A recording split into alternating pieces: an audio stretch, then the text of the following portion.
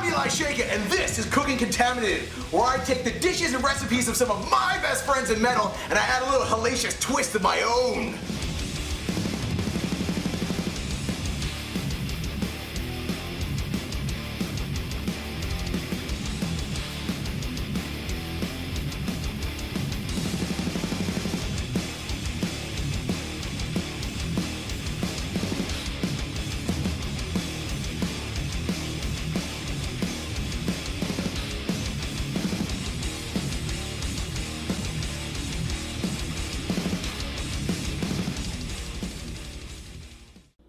Welcome everybody to Cooking Contaminated. I'm here right now with my two good buddies and brothers, JJ and Mike Hrubovcak.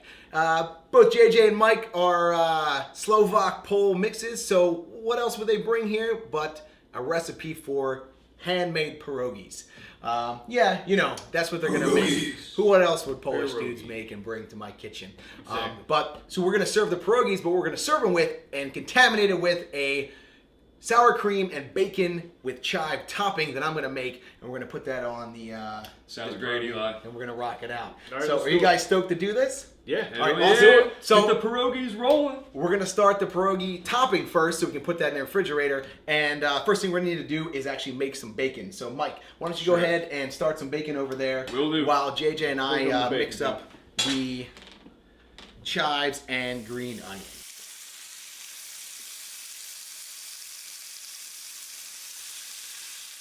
Let's start off this topping for our pierogis. I'm going to go ahead and dice 2 green onion and about a tablespoon or so of chives. While I do that, JJ, you have been doing a lot of work with Hate Eternal. What's been going on with that so far?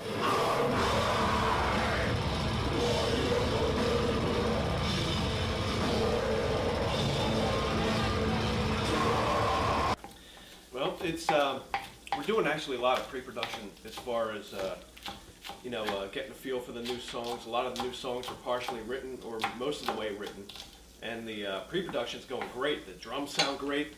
The stuff is actually totally. It's not completely different, but it's very different than a lot of the other records, and it still has a lot of the brutality, but the brutality is even more extreme. The brutality's been more brutal. Exactly. Awesome. Well, cool. Well, what we're going to do then is, now that I chopped this up, we're going to go ahead and scoop in a cup of sour cream in this bowl. So can you scoop that out there while I finish dicing up this? Excellent. Scoop that in there, and we're going to dice this up real fine while I spill it all over the place. Bing. Okay, and then we're going to go ahead and put all of this in there. Huh. There you go. That works. And you want to go ahead and start mixing that up there, JJ? Sure. Fantastic. All right. Hey guys, bacon's done. Killer. What should I do with all this leftover bacon grease? Well, it's funny that you say that. Go ahead and throw that in there right now. But actually, JJ, mix that up a little bit. You know what? I'll take that because I need you to do something for me. I need you to go ahead and peel and chop some potatoes, about 3. I need you to chop and peel this onion, and I need you to shred about 2 cups of cheese out of that. Dude, what do you want me to shine your shoes for you too? Well, you can shine my dick. Why don't you go do that for me real quick, all right? Give me the rest of this bacon. Okay, so let's mix this up here very nicely. Mix that all up real good, and then we're just gonna throw it in the fridge. And this can stay, for however long you want to keep it in there, because it's going to take a little bit to make our pierogis. And that's what he's working on right now, making the filling for our killer, kind of Polish pierogis. Polish power pierogies. Polish-ish pierogis. Fantastic. Well, let me go ahead. This looks smells good.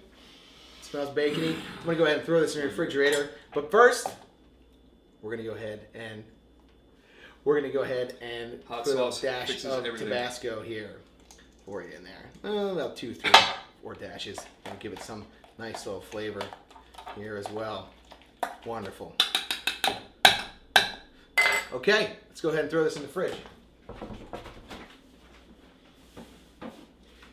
Well, now that we have JJ mixing our ingredients for our stuffing for our pierogis, well, we have to make the dough for the pierogies. So this is how we're going to go ahead and make it. We have a cup of flour. This is going to make about a half dozen good-sized pierogies. If you need more, you can go ahead and double the recipe up. So we're going to start with a cup of flour here. Make a nice little well for that flour. We're going to crack 1 egg. Put that right in the middle there. Eau de gloire. Oh, 2 eggs.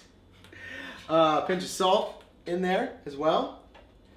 And you're going to need a little bit of oil. About 2 tablespoons of olive oil. Perfect. And now all we're going to do is, we're just going to do it with our hands. So while I'm mixing this up, man, I know you've been busy as hell with some monstrosity stuff. What's going on in your neck of the woods?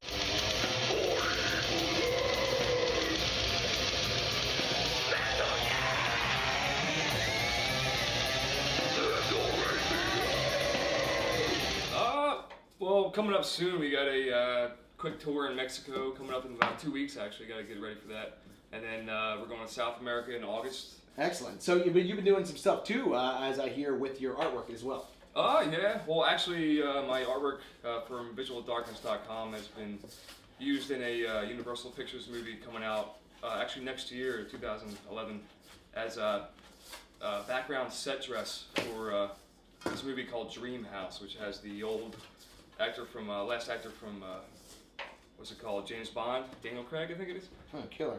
So it should be pretty cool to Nice. see, artwork in the background. Probably some metal, there's some metal couple that has an apartment that has posters, death metal posters lining the background. So should be pretty cool. Look for it. Dream House, 2011. But we're gonna go ahead and roll it out with my very special roller, Mr. Wine Bottle. Mr. Wine Bottle is not a traditional roller in any sense, but we go ahead and we use it quite frequently because, you know what? I don't need to buy a roller when I drink a lot of wine. That's all that needs As long as it gets the job done. Absolutely. So let's go ahead and we'll roll this out. JJ, how you making out over there with that stuff, buddy? Not too bad. Yeah? Almost done. All right. You're taking a long time. Hey. All right. If it gets too sticky, feel free to add a little flour to your rolling pin or your wine bottle. Whatever you're using right now. All right, my man. I'm done everything. Did you mix all of them together, all the ingredients together? No. Yeah, so they need you to go ahead and back and do that. Well, regardless, while he's mixing our ingredients together, Mike, I know that both you guys have a heritage in the Slovak, Polish era. What kind of stuff did your grandmother and whatnot put in their pierogies back in the day? Well, she make a big variety of like all different kinds. You can make pierogies with normal mashed potatoes and sauerkraut. Put in jalapeno peppers, or even what else did she put? Shit. Well, she used to dye them. Oh, prunes. Yeah, prunes.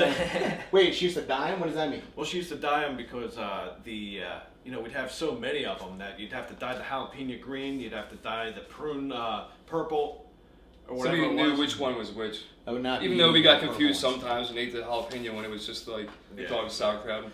Ridiculous. Is that good enough for you or what? You know what? This looks fantastic. We got the cheese, we got the onion, and we got the potato in there. And this is exactly what we're going to fill into our pierogi. Here's what we're going to do. We put out our pierogi mixture up in there. I have a little bit of egg to put onto one end of the pierogi because we're going to have to let it stick. So we're going to go ahead and brush this end of the pierogi here with some egg. All right, do a little with the spatula to get this up, and then we're going to fold it over. Now that we have these, we need to cut them out. And we're going to use a regular old pint glass, and we're going to go ahead and whoop. I'm going to go ahead and throw these in a pot of boiling water.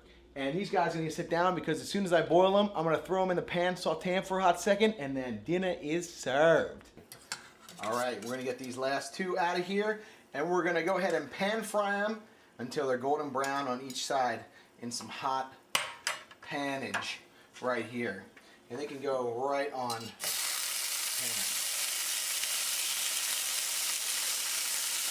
All right, so I have my dip that we made earlier, and I'm ready to plate the rest of my pierogi, and these are killer. These guys are ready to eat. Let's go ahead and just get the last two, make it look pretty for these guys.